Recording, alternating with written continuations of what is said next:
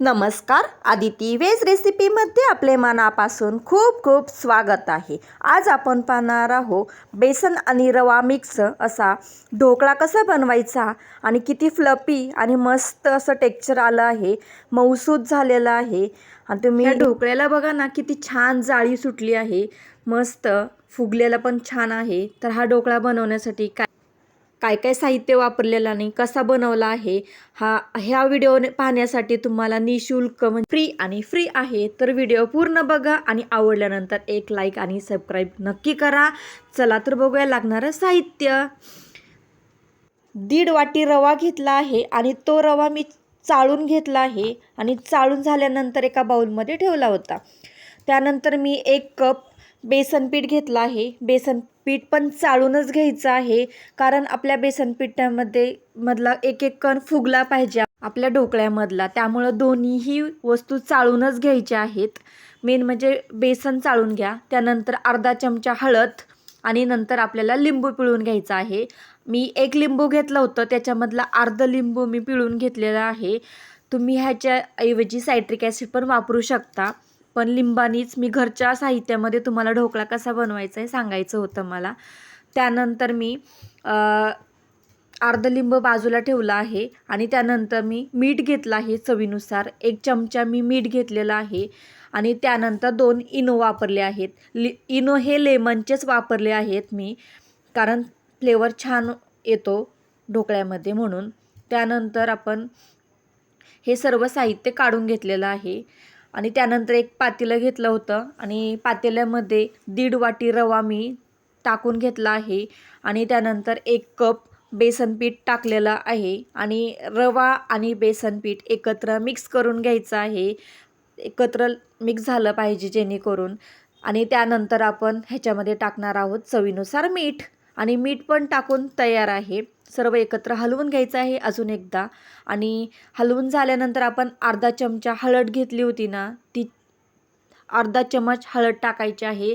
हळद ही बेतानीच टाका, कारण जास्त हळद टाकली तर ह्या ढोकळ्याला लालसर असा रंग येऊन जाईल, म्हणून आपण अर्धा चमचाच हळद टाकलेली आहे. त्यानंतर मी लिंबाचा रस काढला होता, अर्धा लिंबाचा रस टाकून तयार आहे. आणि सर्व जिन्नस आपण टाकलेली आहेत ती एकत्र मिक्स करून घ्यायची आहेत, जेणेकरून लिंबू हे सर्व बाजूनी लागलं पाहिजे. आणि त्यानंतर आपण थोडं थोडं पाणी घालून घेणार आहोत आणि पाणी पण थोडं थोडंच घालायचं आहे, कारण आपला ढोकळा हा जास्त पातळसर पण नको आणि जास्त घट्ट पण नको. मीडियम आपण केकला कसं बनवतो तसं बॅटर बनवतो ना, तशा प्रकारचं आपलं ढोकळ्याचं पण बॅटर व्हायला पाहिजे. पाणी हे थोडं थोडंच घालायचं. जसं जसं पिठाला पाणी लागेल तसं तसं पाणी आपण टाकत राहायचं आहे. बघू शकता अशा प्रकारचं टेक्स्चर झालं पाहिजे. त्यानंतर अर्धा तास मी प्लेट ठेवून झाकण ठेवून आपण ठेवलं आहे बाजूला. हे बाजूला भिजण्यासाठी ठेवलं आहे, कारण रवा हा पाणी ॲब्झॉर्ब करून घेतो, म्हणून आपण ते बाजूला ठेवलं आहे. त्यानंतर 2 चमचे मी मोहरी घेतली आहे. चासणी बनवायची आहे आपल्याला ढोकळा बनवण्यासाठी. त्या चासणीसाठी त्यानंतर मी 6 ते 7 कढीपत्त्याची पानं घेतली आहेत. त्यानंतर कोथिंबीर स्वच्छ धुवून घेतली होती मी आणि कोथिंबीर आपण बारीक चिरून घ्यायची आहे तयारी म्हणून आपण चासणीसाठी. आणि ही कोथिंबीर पण बारीक चिरून झालेली आहे. त्यानंतर मिरची ही उभी उभी मी चिरलेली आहे, तुम्ही बघू शकता समोरून. छान अशी उभ्या प्रकारची चिरलेली आहे आणि ढोकळ्यासाठी अशाच प्रकारची मिरची चिरतात.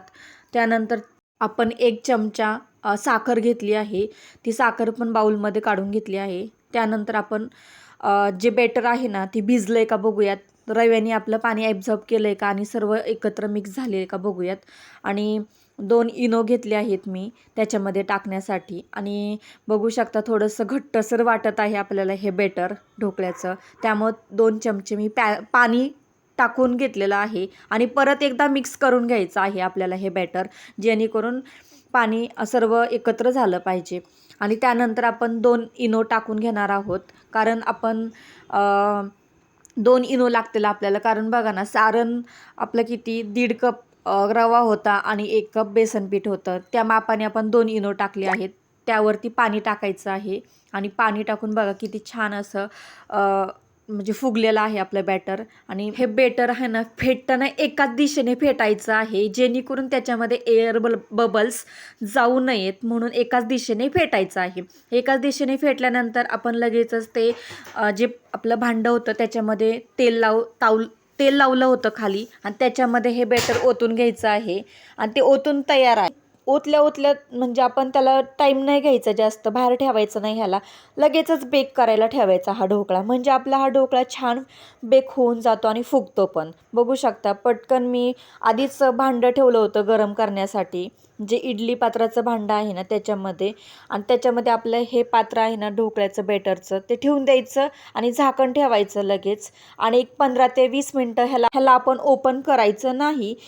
आपण मीडियम गॅसवरती ठेवायचं, म्हणजे जास्त लो पण नाही आणि जास्त हाय पण नाही.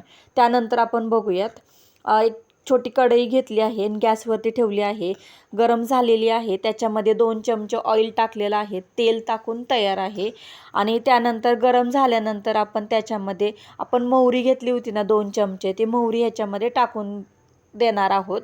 आणि मोहरी छान तडतडली की नाही त्याच्यामध्ये आपण मोहरी टाकून घेतली आहे. आणि बघा मोहरी किती छान तडतड आवाज आला आहे आपला. आणि मोहरी तडतडली की त्याच्यामध्ये आपण कढीपत्त्याची पाणी होती ना ती टाकून घ्यायची आहेत.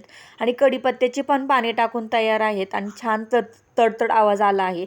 त्यानंतर मिरचीचे काप टाकायचे आहेत, मिरची टाकून तयार आहे. त्यानंतर कोथिंबीर बारीक चिरली होती ती पण टाकून तयार आहे. अशा प्रकारे सर्व फोडणीचं साहित्य टाकून तयार आहे. आणि बघू शकता ह्यामध्ये आपण पाणी टाकून घेणार आहोत आणि पाणी टाकून घ्यायचं आहे त्याच्यामध्ये. आणि हे पाणी आपण गरम करून म्हणजे उकळी काढून घ्यायचं आहे. आणि उकळी काढल्यानंतर आपण त्यामध्ये एक चमचा साखर घालून घेणार आहोत. आणि साखर पण टाकून तयार आहे. आणि एकदा हलवून घ्यायचं आहे, जेणेकरून साखर ह्या चाचणीला चांगली मिक्स झाली पाहिजे. आणि आपली चाचणी करून तयार झाली आहे. त्यानंतर आपण ढोकळा बेक झाला आहे का बघूयात आतमध्ये आपण. आणि मी चाकू घेतला आहे आणि चाकूने आपण मधल्या भागी घालून घेणार आहोत. आपला म्हणजे बेक झाला आहे का बघूयात, कारण मधल्याच भागी घालायचा, कारण मधल्या भागी बऱ्यापैकी वेळ लागतो बेक होण्यासाठी, म्हणून चाकूला थोडंसुद्धा काही लागलेलं नाही, म्हणजे बेक झाला आहे आपला ढोकळा. आणि काढून घेऊयात प्लेटमध्ये. हा ढोकळा आपल्याला 10 मिनिट बाजूला ठेवायचा आहे थंड होण्यासाठी, लगेचच काढायचा नाही, कारण नाहीतर काढताना मधूनच तुटू शकतो. तर आपण थंड झाल्यानंतर बघूयात. त्याच्या कडा आपण सैलसर करून घ्यायच्या आहेत पहिल्यांदा. आणि सैलसर करून आपण पूर्ण ढोकळा हा बाजूला काढून घेणार आहोत. बघू शकता कसं करते मी. सैलसर कडच्या कडा असतात ना ते मोकळ्या करायच्या आणि नंतर पालथा टाकून आपण ते बाजूला काढून घेतला आहे. बघा किती छान असा फ्लफी आणि फुगला आहे आपला ढोकळा. किती छान जाळी सुटली आहे बघा समोरून, मस्तच. तर ह्या ढोकळ्याला आपल्याला कट करून घ्यायचं आहे. तर आपण त्याला स्टार्टिंगला वरच्या बाजूने कट करूयात, म्हणजे वरचा खाचा पाडून घेऊयात आणि आपल्याला त्याला आतमधनं कट करायचं आहे. तर आपला हा ढोकळा कट करून तयार झाला आहे. अशा प्रकारे आपण क्यूब्स बनवायचे आहेत ढोकळ्याचे. आणि आपला हा क्यूब्स बनवून तयार झाले आहेत. बघा किती पटकन आणि इझी लवकर निघतात आहेत, की वेळ पण लागत नाही आहे त्याला. म्हणजे आतून छान बेक झाला होता आपला ढोकळा, म्हणून आपले हे ढोकळ्याचे तुकडे पटकन झाले. बघा मस्तच. अशा प्रकारचे काढून घ्यायचे आहेत आपण प्लेटमध्ये. आणि आपल्याला ह्याच्यावरती चाचणी टाकून घ्यायची आहे.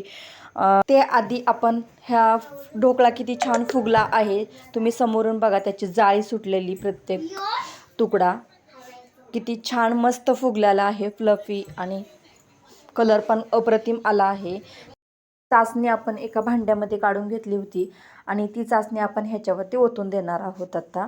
तर जेव्हा ती चाचणी आपण त्याच्यावरती टाकतो ना, तेव्हा 1 ते 1.5 चमचा आपण चाचणी प्रत्येक ढोकळ्यावरती टाकायची आहे, जेणेकरून तो ढोकळा आपल्याला खाताना वात्रट लागणार नाही. जेवढं तुम्ही म्हणजे ही चाचणी ना ढोकळ्यावरती सोडचाल तेवढं तो ढोकळा हे पाणी ॲब्झॉर्ब करून घेतो. त्यामुळं ढोकळा हा फुगतो पण आणि फ्लफी पण होतो. त्यामुळं प्रत्येक ह्याच्यावरती सोडून घ्या. बघू शकता तुम्ही समोरून त्याचं छान असं फुगलेलं आहे, त्याचा आकार वाढला आहे आपण जेव्हा चाचणी टाकली तेव्हा. आणि अशा प्रकारे आपला हा रवा आणि बेसनचा ढोकळा हा करून तयार झाला आहे. मस्तच अप्रतिम टेस्ट पण लागते आणि टेक्स्चर आणि कलर अप्रतिम आला आहे ढोकळ्याचा. मस्तच.